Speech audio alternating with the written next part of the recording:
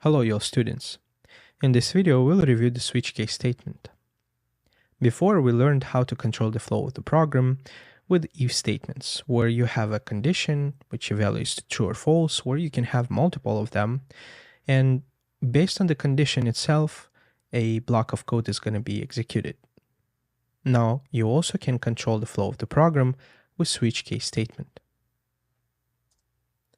Shortly speaking, switch case statement compares one value against a list of the values. And to be more specific, it compares an argument against the cases that we have. Now let's take a look at this example with a switch case statement. And the first thing that you're going to see here is going to be the switch keyword. This is the keyword that we actually tell Java this is going to be a control flow statement.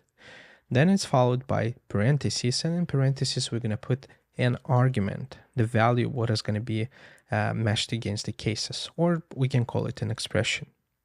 Then we're going to have the scope of the switch, and in the scope you're going to have the cases followed by the value that we want to compare against. After the value itself is going to be a column, and after the column you can provide the block of code that you want to actually execute. It can be one line, it can be a couple of lines. It depends on your needs. Now, if the value matches, for example, value 2, the second case is going to be executed. If the value matches value 3, the third case is going to be executed. And if none of the cases above have matched with the value that we provided, right, as an argument to switch, then the default statement is going to be executed. Now let's create a little program and utilize the switch case statement. First of all, I wanted to mention that I created a switch case class. Inside of it, I provided the main method, and everything that I'm going to write is going to be inside of the scope of the main method. The program is going to be about, I will provide a day, a number of the day, right? It's going to be from 1 till 7. And based on that day, the program should output the name of the day. Pretty simple, right? Now, we'll utilize here the switch case statements, and basically in switch case statement, we'll provide into a variable the day number. That variable or the value is going to be compared against of the list of the numbers that we're going to have, integers, right? And whatever number is going to be matched, the specific instruction is going to be executed. So let's go ahead and start writing this. First of all, I'm going to create an integer day. I'm going to provide a random number. Let's say 3. Now, how do we create a switch case statement? First, I provide switch keyword. Then I'm going to provide parentheses, and in parentheses, I'm going to provide the argument. What is the argument? What is the value I want to compare against? The value is stored in the variable day, right? So I provide it as an argument in switch case statement. Then I'm going to provide the block of code. Now let's go ahead and say, all right, I have a case that the value is 1, right? So this 1 is not just a simple numeration of the cases. This is a value that is going to be compared against the day. If it matches, the instructions below is going to be executed. If not, the switch is going to go to the next case. Then we're going to provide the column. After the column, you can provide this statement. If you have one line statement, right, you can provide inside in the same line. But I tend to go and say system out print, for example, in the next line. Now, here I'm going to say, well, all right, in case the value of the day is 1, I want to go and output, this is Monday. And then I'm going to break. We provide the break because whatever statements or cases we're going to have after the first case, and if it matches, it's just going to go and execute over and over again. We don't want to do that, and we want to say, all right, after you execute all of the instructions that we actually have in the case block, I want to just break and exit the switch case statement, and then execute everything that is after. I'm going to provide the case number 2. The number 2 is basically value of 2, right? And in this case, I'm going to say system out print Tuesday.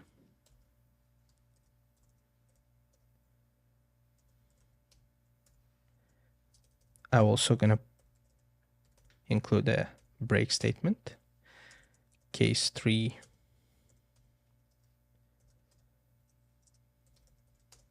I'm gonna say Wednesday.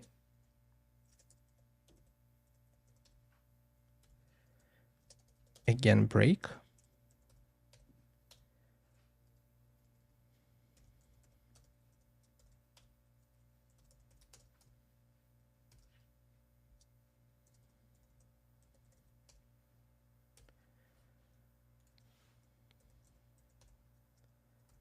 And for the others, I'm just going to copy paste to make it faster.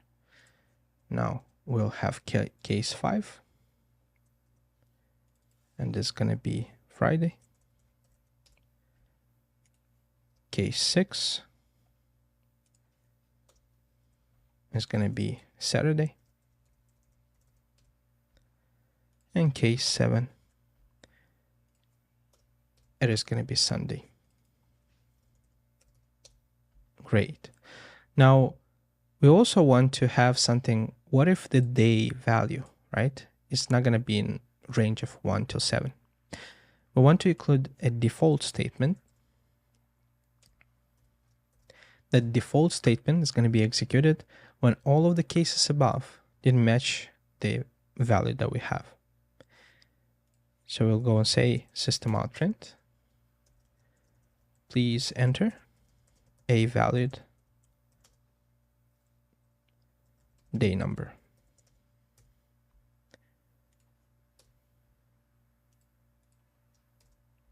Great. Now here the break statement is not necessary because this is the end of the switch case statement. But if you want to include it, it doesn't hurt, right? So there you go. We have a switch case statement. Let's go and execute this program.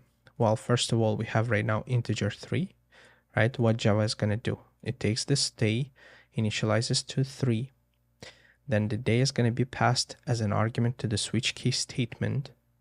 And then this day, the value what is inside is going to be compared against each of the cases, right?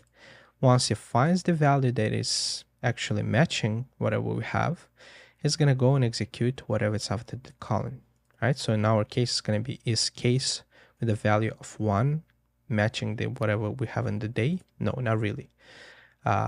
Is case with a value of 2 matching with the day. Not really, right? Is case with a 3 matching with the day? Yes, it is, right? Because it's 3 and 3. So Java is going to go ahead and execute this line of code, which is going to be Wednesday. We're going to see Wednesday in the console, and it's going to break, right? It's going to go outside of the statement. Let's execute the program, and you can see Wednesday. Now let's put, for example, another number, number 5. We execute, and it's going to be Friday. If we put here number 1, let's execute, and it's Monday. Also, let's try a number that is actually not included in the list of the case values, right? Let's say 14. Now, in case of the 14, what is actually going to do Java is going to print please enter a valid number.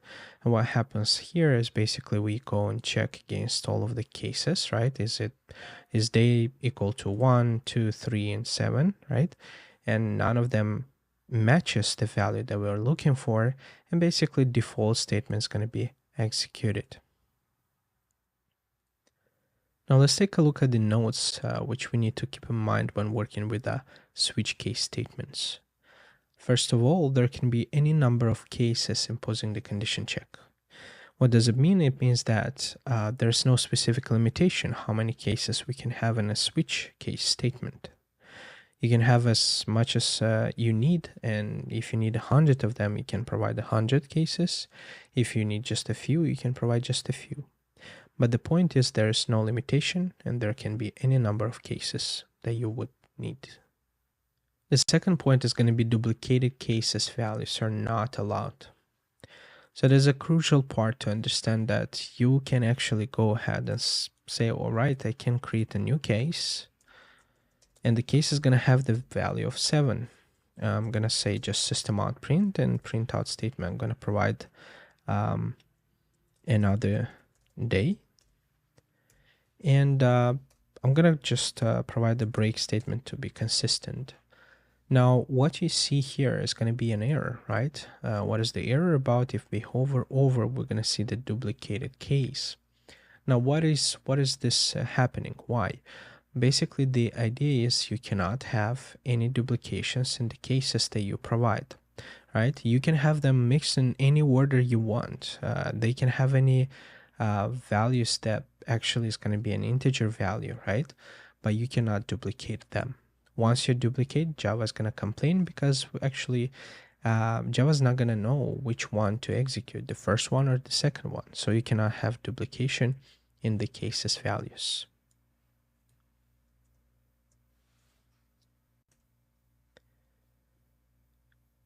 The third point is going to be that the values for the case must be a constant or a literal. Variables are not allowed. So what does it mean, guys? Now, the idea here is going to be that, first of all, what you see here, and that's the common way of using the case statement, is using this literals, right? Right now it's an integer literals that you just provide the hard-coded value. Let's say that. So if that's going to be a string, you would provide the quotation marks and provide just the case and whatever is the value, right?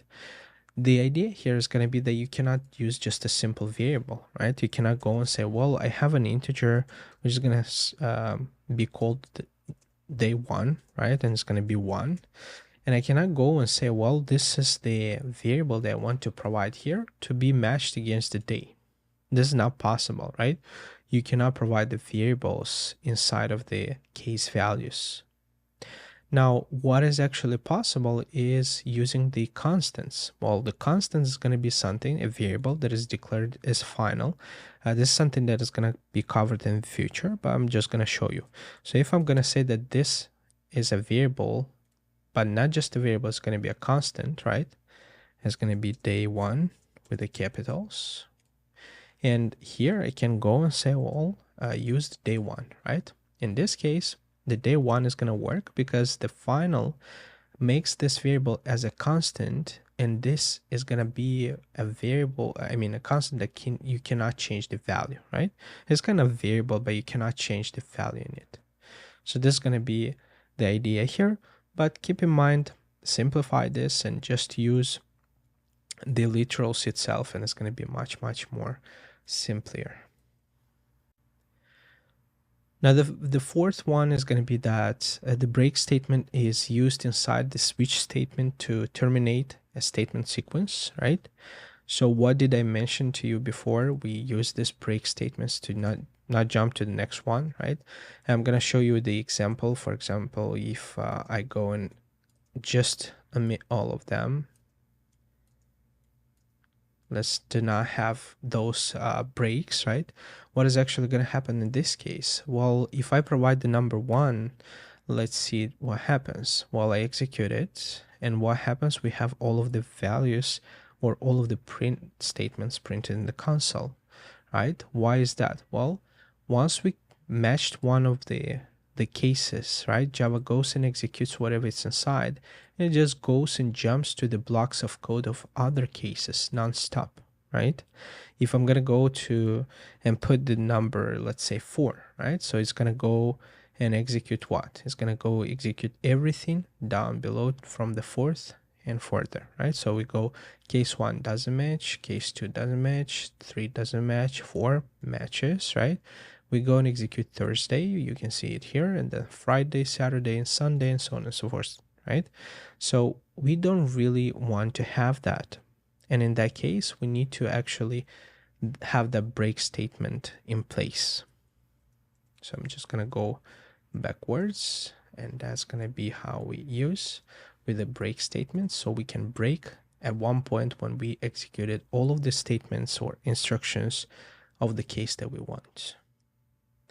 The next note is going to be that the break statement is actually optional, and if you omit it, the execution will continue into the next case, right? As we just mentioned, but you need to understand that the break statement is an optional statement in the switch. If you don't provide that break statement, Java is not going to complain, right? It's just going to be a logical error that you have in your control flow statement. The next part is going to be that the default statement is also optional and can appear anywhere inside of the switch block. Now, what we did before, right? We actually had a default statement, which is at the end. But Java tells us, well, if you don't want to actually execute something in case none of the cases matches, right? Well, you can omit that. It's not necessary to include because it's just optional. And also, in addition, you can go and put it in any order you want, right? You can have the default in between the cases. You can have the default in top of the switch cases, right? It doesn't matter the order. The default, it makes that if none of the cases that we have matched with the value, the default is going to be executed, and no matter where this is placed. But just a conventional rule, right? It's just a rule of thumb. You use it at the end because that makes sense for us. It's easier to read, right? It just doesn't make sense to go and put it in between of the cases, right? This is just going to break the readability of this switch case. So just keep it simple, and that's going to ease the idea of readability of the code.